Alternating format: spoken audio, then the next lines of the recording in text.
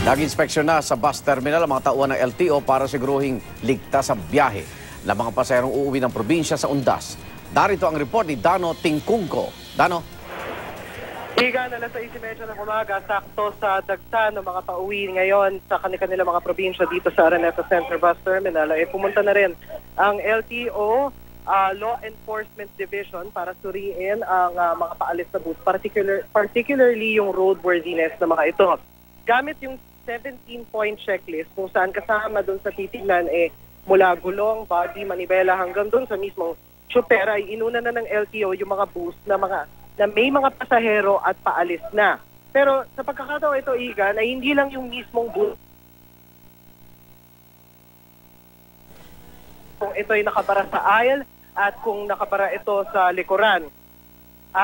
Ayon sa LTO, kung merong mga pagkukulang na halimbawa kayang remedyohan tulad ng mga PWD signs at yung iba mga signages na kailangan sa mga bus, kaya naman daw nila itong hintayin o hayaang makabiyahe. Pero kung ang pagkukulang ay pwedeng ikapahamak tulad halimbawa ng kulang na tornilyo sa gulong katulad nung nakita nila kahapon sa kanilang inspeksyon dito o halimbawa pasong lisensya ng chopper ay hindi talaga papayagang makabiyahe ang mga bus.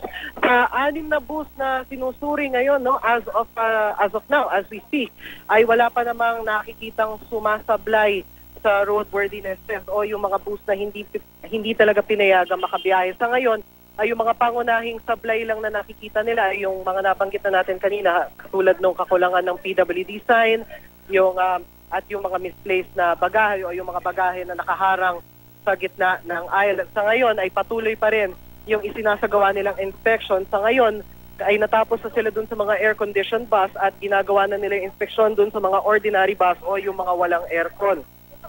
Kasabay naman ng inspeksyon ng LTO, mabanggit lang natin, Igan, ay isang alin naman ang humingi ng tulong sa mga nakabantay na pulis dito nang mawala sa paningin niya ang bag na naglalaman umano ng alahas, pera at mga dokumento para sa kanyang dual American citizenship. Yan ay matapos daw ipagkatiwala ang mga bag niya sa pasaherong kasabay sa biyahe pa Bicol pero hindi naman talaga kilala. Nahanap ng mga pulis yung bag, walang kulang doon sa gamit at moral lesson na daw para doon sa aling nakausap natin na huwag basta-basta magtiwala. Sa ngayon, bukod sa pagdami ng mga pasahero dito sa Araneta Center Bus Terminal, meron na rin tayong ilang nakita mga biyahe na fully booked.